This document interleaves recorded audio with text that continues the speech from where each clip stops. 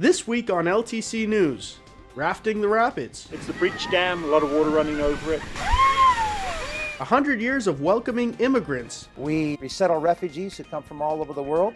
In Flint learns about water treatment in Lowell. We have to make a decision. Are we going to update or just start all over again? Stay with us.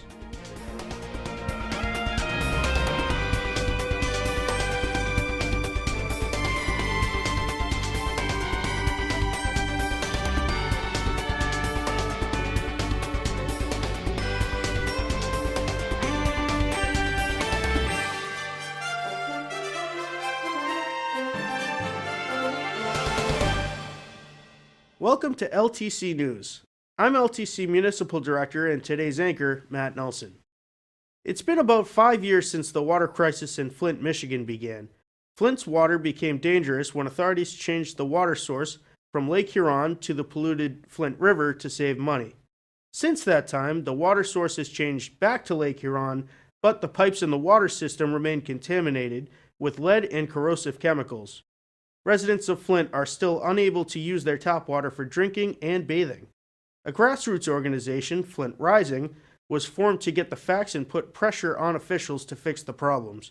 Gina Luster, a leader of the organization, came to Lowell at the invitation of the Lowell Parks and Conservation Trust to attend a film screening about the Flint water crisis, hosted by the LPCT and the Lowell Film Collaborative.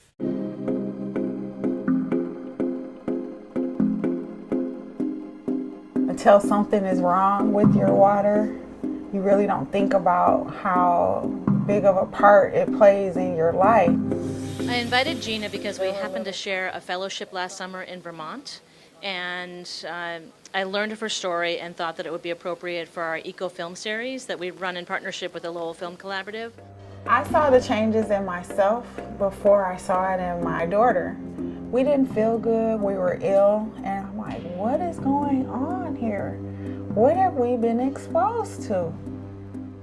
They switched the water on April 25th of 2014, and within weeks you start hearing stories in the grocery store, at the bus stop, of people complaining about the smell, the taste, even the color of their water. And I would say within 90 days, the whole entire city had been poisoned. We thought that if we protested and made them switch back to the Detroit water that we would be fine, but we didn't know the pipes were as damaged as they were. And we didn't know at that time that the infrastructure had just disintegrated. And then we thought we'd take it up as an opportunity to allow the city to learn from her and her to learn from the city of Lowell as well. So we've set up a series of meetings between the city manager, the mayor, touring the water treatment plant here. For Flint, we have to make a decision. Are we going to update or just start all over again? It couldn't happen in the city of Lowell, no. We have a corrosion control program. It's very robust and it's been in effect for quite a long time now. We also have a lead service replacement system, so anytime they come across lead services, they're pulled out. Because of those few months that they didn't add the corrosion control. So one overlooked mistake caused a catastrophe that 5 generations of people are now going to have to suffer from. They go and grab it's either 12 or 13 samples in one day. Okay. Yeah. So it's 2 days a week, they're grabbing 25 samples. And it takes them approximately 3 to 4 hours to do one day. Simple. To monitor it, we have to test it hourly. In addition, every 4 hours we do a thorough test of the plant. Not only that, we collect weekly bacteria samples throughout the city. We do a test of the raw water before we do any disinfection. Good. Once it goes through disinfection, this is what it should look like. No bacteria, not a chance. All gone. The reason that Lowell is able to maintain clean water is because of their due diligence. They're constantly testing, they're constantly upgrading, and I have learned something that I'm going to take back to Flint, that this is not an overnight fix. It's astonishing to me that 5 years after the incident, that people like Gina still cannot take showers in their homes. They're still drinking bottled water. Their pipes have not been replaced. People are dying of Legionnaire's disease.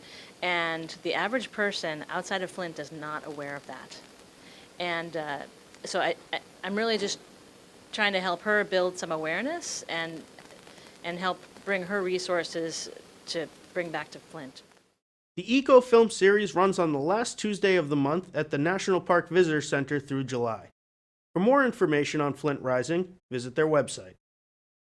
The International Institute of New England has welcomed immigrants to Lowell for 100 years.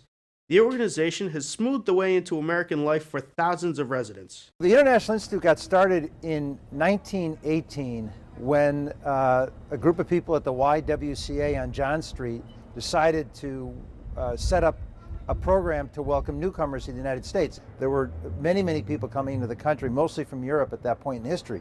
Between 1880 and 1920, about 20 million people crossed the U.S. border and settled here, and a lot of those people are the grandparents and great-grandparents of people living in Lowell and other cities in New England today. 1918 was an important year historically. That's when World War I was ending, and the United States was becoming more nationalistic, and people were becoming opposed to immigrants and immigration in general. And the women at the YWCA said, you know, that's a lot of nonsense. We got to welcome these people, help these people out, help their kids, help them learn English, help them get jobs, help them become citizens of the country. It was largely a cultural organization. There was a lot of sort of women's clubs and cultural preservation work around cooking and dancing and sewing and different kinds of crafts. And it was really a place for women to come together and sort of both learn new skills, but also practice the skills they brought from their home countries and sort of preserve their culture through those practices. Today, we serve about 2,000 people in the 3 sites. We offer English training to several hundred people a year. We resettle refugees who come from all over the world. We have one of the largest family reunification programs for Central American and other unaccompanied minor children. We have skills training programs that prepare people for jobs in healthcare and hospitality here in Lowell and in Boston and in New Hampshire. And we have a legal services program, badly needed right now, because it's becoming more and more complicated to get papers processed, to get a green card, to get naturalized. The application process has doubled. It's more complex, unnecessarily so, but that's the reality we live in, and we have a legal services program, especially here in Lowell, that is blossoming. The International Institute will celebrate its centennial anniversary at a gala on May 1st at the Lowell Memorial Auditorium. They will honor 100 Lowellians from the past and present who made a difference in the lives of immigrants. Special recognition will be given to the past leaders of the organization. We will be honoring 4 past directors at our events. The first of these is Katherine Johnson, who was the director of the International Institute of Lowell during World War II. The second is Clementina Duraco, who was the director sort of in that post-World War II period when the first sort of legislation around displaced people and refugees was coming into play in the United States. The third is Mrs. Deolinda Mello, that's a name that most Lowellians will know. She directed the Institute for decades and a real sort of beloved leader who just played such an incredible role here. And then finally, Lydia Matei, who will be joining us at the event, who took over the Institute in the early 80s and was here as director for, I believe, 17 years. This will be a celebration of our clients, of our former clients, of the people that have led this organization in the past. So I think you can expect to see a really diverse room of individuals coming together to celebrate our 100th birthday. You can buy tickets to the event online. Lowell is well on its way to become the first UNESCO Learning City in the United States. UNESCO stands for the United Nations Educational, Scientific, and Cultural Organization. Its mission is to develop educational tools to help people live as global citizens free of hate and intolerance. Learning cities foster a culture of learning throughout life. They make cities and human settlements inclusive, safe, resilient, and sustainable. UMass Professor John Wooding and Mayor Samaras are leading the effort for Lowell's designation as a learning city. They held a press conference at City Hall on April 9th to explain. There are over 140 countries that are designated by UNESCO as learning cities. There is no such learning city in the United States designated by UNESCO. I think we have a great opportunity here to leverage the core values of the great institutions this city actually has. There is educational moments going on in hundreds of not-for-profit organizations, in the schools and the university, in the park, on the streets with the walks that Dick Howe and others have done. Everything is going on, it's around education. So if we can build this city, which is a classroom without walls, whereas as many people as possible get to access knowledge and understanding in a way which is given to them not only by those who are professional, but by their colleagues and fellow members of the community. Because one thing we forget, and one thing that Cities of Learning emphasizes, almost everybody has a skill and knowledge that they could help others with. The Learning City kickoff event for 2019 will be on April 29th, with a week of educational events around the environment and Earth Day. Then, throughout the year, other learning opportunities will be incorporated into the Learning City framework. And what we hope to do at the end of this month is to partner with Earth Day, and where there's much talk about climate change, lectures on that area, lectures on the economic effects of global warming, things like that. We should be doing something every month, to have a theme every month about certain subject areas, be it politics one month, medicine another month, history of the country another month. And we have so many institutions in this city that are already doing programs like that. The idea of developing a city framed as a learning city or a city of learning is about building democracy, it's about building tolerance, it's about building citizenship. A UNESCO Learning City designation would show the world that Lowell takes lifelong learning very seriously. The Lowell Parks and Conservation Trust and Zoro Outdoor have kicked off the 2019 whitewater rafting season on the Concord River. The Class 3 and 4 rapids provide for a day of adventure right here in downtown, and I can speak from experience. We've been rafting with Lowell Parks and Conservation Trust on the Concord River in downtown Lowell for about 18 years now.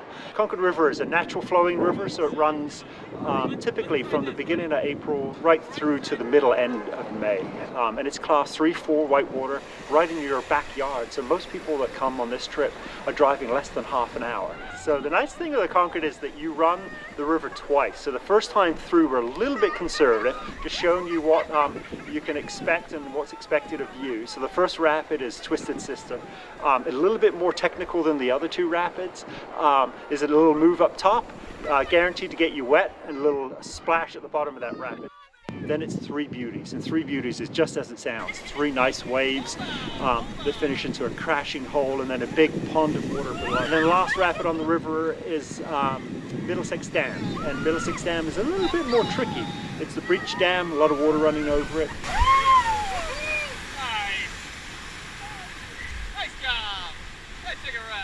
State Senator Ed Kennedy has been on this trip a handful of times and has seen the river transform as the development of the Concord River Greenway progresses. The first time I did it was the second year that I was mayor, but it's a lot of fun, and I recommend it to anybody in the city. Everybody should try this one time. I think what makes it unique is that this is whitewater rafting in an urban area, and you don't see that anywhere else. When you're out in the middle of the rivers, either Concord or the Merrimack, you have a whole different perspective than you do when you're on the banks. A group of Lowell High students joined their teacher Katie Durkin for this field trip. I thought this would be a great opportunity for the students to see the river that they're protecting from a different perspective, and get them outside and exploring and have a little bit of fun on Friday.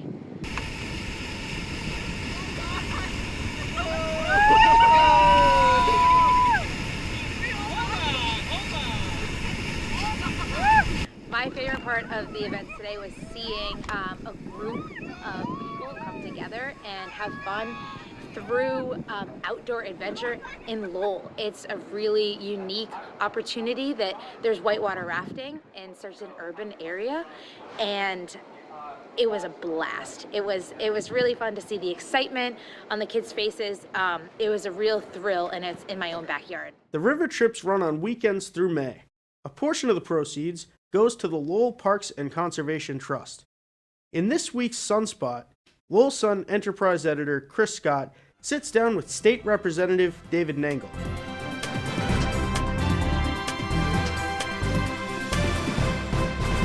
Good evening, everyone. I'm Chris Scott, the Enterprise Editor at The Sun, and with me for this week's guest, it's our number 90th show.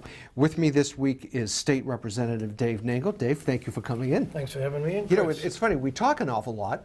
Sometimes our conversations are spirited. You should have been in here earlier than number 90. How come I fell to number 90? I don't know. I feel special today. Do I get any sort of a watch or anything for being the... Yeah, I'll buy you a beer someday. Yes, yeah. Yeah. No, but thank you for coming in. Sure, glad to be here. You were just reelected to your 11th term, correct? Yes, I was. And the people of my district, at one time it was the 18th Middlesex District, it is now the 17th. Mm-hmm. And I've been fortunate. They've sent me back 11 times, and I still have the same energy that I did when I was sworn into office in 1999. I love it. Now, I want to open with some questions about an issue that's near and dear to your heart, Middlesex Community College. But before we get into that, a question I had down toward the bottom of my list is I often hear your name mentioned as someone who might resign from the legislature to take an administrative post somewhere. We've talked about that several times. Tell us about that. Is there any truth to any of those rumors? Or are you in the legislature for the long haul? I would say I'm in the legislature for the long haul. I mean, look, you know, I think you're referring to my endorsement of Governor Baker. Quite simply, the reason I chose Governor Baker is I felt that he would do the best job 4 years ago, and he's doing it again now. And I have a personal relationship, professional relationship with the Lieutenant Governor. So the way I look at it, and I have to be parochial when I look at it, Chris, the residents of Lowell, particularly the residents of my district, do well under their administration. And I've never, so I guess it would just be a natural assumption, oh, you know, a Democrat endorsing a Republican and he's going to be offered a job. I have never once had any discussion with the governor or the lieutenant governor in aspect to any particular job. What about that LRTA rumor that we I've talk heard about that like for every how many now years? and then? I've heard that same rumor for years. Jim Scanlon does a terrific job up there. He's been up there. They're doing big. There's some new buses. We had that in the newspaper a couple of weeks ago. Last week there, and Jim does a terrific job up there. Jim unfortunately just had a tragedy in his life there with his son, which was awful. And his brother too, right? He had lost a brother, several months before that. Yeah. Jim and I are great friends, and I personally think he does a great job up there. So, I hear the same. Listen, you know, I don't know. Maybe I'm going to be the editor of the Lowell Sun someday. Is that on the rumor mill yet? But you know how it goes. Yep. It all goes with the territory, Chris. Everybody always thinks that you're looking for something further and bigger. So a natural segue into a question that was further down on my list. We talked about it a little bit off air. The chairman of the Democratic City Committee has written a letter to the Speaker of the House, and we've talked about this, you know, questioning your allegiance to Governor Baker and people that Governor Baker has endorsed, mainly Jeff Deal in that Senate race, and who was the other one there? It slips my mind right now. Jim Lyons, right? Yeah. So your allegiance to Governor Baker being a Republican has sometimes caused a little agita for you. I don't think you're losing any sleep over it, but what do you have to say to the Democratic City Committee about that letter that they sent to DeLeo? As I just said to you here a minute ago, when I endorsed Governor Charlie Baker at the time when I first met the gentleman 5-6 years ago, I believed in his principles. I believed in what he told me he could do for this Commonwealth and what he could do in particular for a city like Lowell, a gateway city. That's what I did. It doesn't mean because I endorsed Governor Baker or Lieutenant Governor Polito that I automatically endorsed Representative Deal or Deal and Representative Lyons. Furthest thing from the truth. So, you know, you kind of get painted with that broad brush, I guess. But that had not, to me, that had nothing to do with it because I had nothing to do with their endorsements of them, nor did I support Jeff Deal, and nor did I support Jimmy Lyons. Right. It's as simple as that. So you really can't categorize everybody in that way, I don't think. Unfortunately, they did. Look, the only thing I can say is I have friends on that Lowell City Democratic Committee too, and I know there's a little in-house fighting there going on in there. But I've said this publicly, and I'll say it again: the Democratic Party today is not the same Democratic Party of my father and my mother's and my uncles. And we've talked about that. It's not. It's yeah. They might have their beliefs a little further to the left of mine, but I'm proud to be a Democrat for the working families. But it just doesn't mean that I go to the far left extreme, which some of these Democrats have done. Right, right. That's all. You know, how do you see the state legislature shaping up in terms of that far left extreme? Because there have been some stories both in my newspaper and in the Globe and in the Herald about a very far left progressive wing that the current speaker, Representative DeLeo, isn't always in sync with. There's an upswell on that side of the legislature. Can you talk about that for a minute? And do you Sure. see that getting any stronger? Their numbers, I guess, are growing, from what I read, the same reports that you read. I mean, Speaker DeLeo has 159 members that he has to deal with, Republicans and Democrats. You have some right-wing Republicans, you have some moderate Republicans, you have some left-leaning Democrats, you have some moderate Democrats, of which is where I feel I fall in. So I wouldn't want the Speaker's job because, I mean, he has to deal with 159 personalities on a regular basis and what's best for those individual reps, districts, and throughout the Commonwealth. But yeah, there is more of a movement. I mean, you see it. Jamie Eldridge out there in Acton. Well, he's the leader of the Senate Correct, Progressive right. Caucus. You know, that, and they have an agenda, and that's okay, but that's what makes it a democracy. Right. And I agree with that because some of their ideas are great. I don't agree with all of them. Yeah. But the point is, you've got to have that fine balance. Some of my moderate ideas I think are better, you know, whatever the case may be. But you have to have a fine balance. It can't be all left-leaning or right-leaning. You've got to find that common Do you ground. see moderate, I was going to say Republicans, don't mean that, moderate Democrats like yourself, kind of an old school Democrat, being squeezed out though? Oh, there's definitely a move to do that. Because I've spoken to some of your friends about that. Yeah. And I'm Yeah. sure they said that, but I mean, you know, I'm just, like you say, I'm an old school Democrat, I'm a moderate, and I'm for the working families, and, you know, I have to draw the line at certain points. You know, there's a big fight going on now about the Promise Act and education and everything else. Of course I'm for more money, Chris, for education. Who wouldn't be? In fact, this year there's going to be approximately $10 million more coming into the city of Lowell this year under the Chapter 70 education dollars. That's a lot of money. Right. But, you know, some groups want 1.5 billion spread across the state in year one. Well, I get it, but where are you going to, you know, where are you going to get the money? We get transportation issues across this Commonwealth.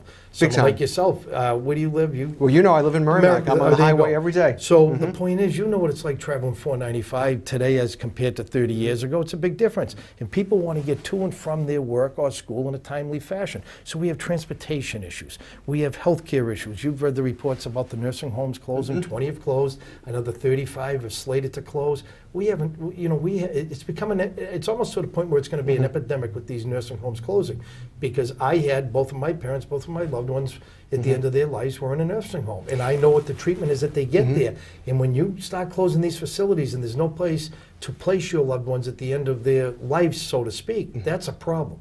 And yes, you have education problems. So you've got to take everything in under the one big umbrella and try to disperse the dollars. In as addition best to you can. representing the district, you are on the Speaker's leadership team, correct? You're a They call it majority. assistant majority leader. So there's a group of reps that you work with Correct. to see where they were falling in line Correct. and everything, right? So you know the legislature well. You're also chairman of the Ethics Committee, correct? I was the chairman of the Ethics Committee Okay. several years ago. Right now, I'm an assistant majority leader for all intents and purposes under the Speaker. But I also serve on the Rules Committee.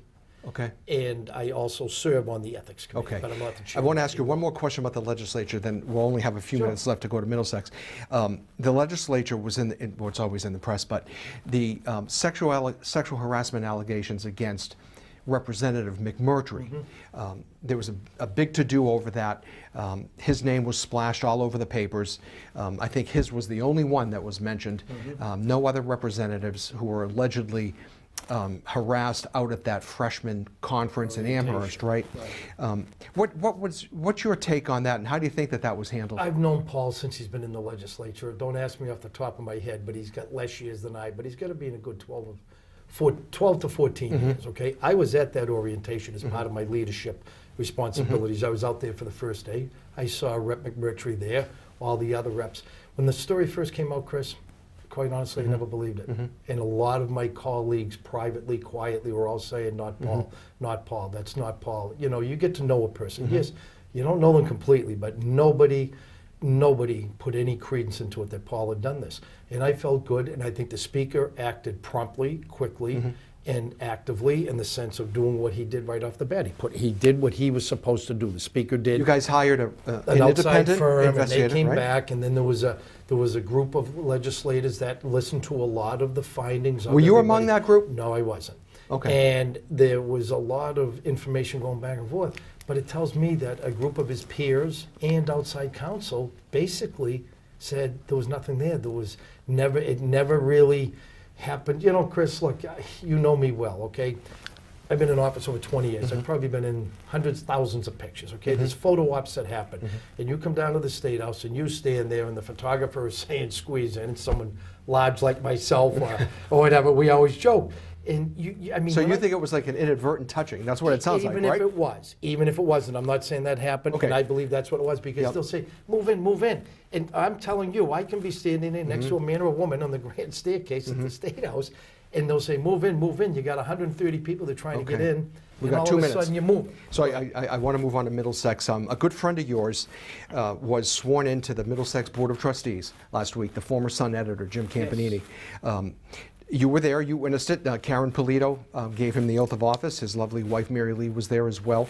Tell us, what kind of trustee do you think he'll be, and why were you supportive of getting him onto the Board of Trustees? Well, I think it all started when Jim retired. I know the governor had a conversation with him, basically, hey, Jim, what are you going to do now that you're retired? And Jim is always one of these. You worked for him, Chris. You worked with him at the Sun. He's one of these guys that's very active. He cares. He cares deeply about this city. But particularly about education, too. Education has always been one of his top priorities. And he cares. This is, yes, he wasn't born and raised in Lowell, nor was Mary Lee, but this is his home, and I believe he stays here. And I think he just wanted to get involved. I think the opportunity arose, and I think the Middlesex, you know, in every the trustees generally serve for 5 years, okay? And it's no secret, Chris, that every 5 years they change. Very seldom do you see someone get reappointed for another 5 year. That's just the prerogative of an administration. Every time it changes, they have that prerogative to make the change. Middlesex has been in the news quite a bit lately, particularly its president, Jim Mabry. He's currently being evaluated. The two of us have spoken ad nauseum about Mabry. What type of job do you think he's doing, and do you think he should be reappointed? Well, that's up to the trustees. The trustees will make that final decision, and that's their job to do their due diligence to rate him and come back with that. Tell us what your view is. Yes. I can only go from experience. Like when I first came in, it was Bill Hogan up at Lowell. Then it became Marty Meehan after Bill, and then it became Jackie Maloney. I can just say maybe because I knew Marty and I knew Jackie, but there was just more back and forth. Going back and forth with them. And if they needed something, they would always reach out to us. They'd reach out to the delegation as a whole, whether it was Pangie and Kevin and Tommy or Eileen and us. They'd come to us. We'd go sit with them and they'd say, look, we're trying to do something at Perry Hall. We're trying to do something at the crossings. Okay, what do you need? And the same thing. Middlesex, we just don't ever hear too much coming out of there. It is our job to make sure that we get all the funding that we can get them, and we do for the 15 community colleges. Your cousin's on the board, Annie O'Connor. Yes. There's a few other well-known Llewellyans on the board. Campy's on the board now. As I wrote in the Sunday column, Middlesex is at a crossroads in terms of its leadership. It's very possible that Mabry would never be fired, but it's very possible that he may not stay around through the summer or into the fall. What would you like to see happen? Do you think Middlesex needs new leadership? I just would like to see some changes made at Middlesex in the way that maybe the leadership has been ongoing down there for several years. Carol Cowan did a fantastic It's fair to job. say you're not a fan of President Mabry, Well, right? I don't know the man, to be honest with you, Chris, so I just would like to say that I would just like to see more leadership coming out of there one-on-one. Maybe not through administrative people. Maybe if the president would reach out more one-on-one with a legislator or the legislators, I think you would see that. Again, Okay. I hate to keep going back to it. Yes, Jackie Maloney. She has a great rapport There's a with each relationship one there. of us individually. All right, I got to give you the hook. Unfortunately, that was done? 13 minutes. We're done. Thank you was for the coming in. quickest I'll have 13 you back minutes. again. That's it for this edition of LTC News.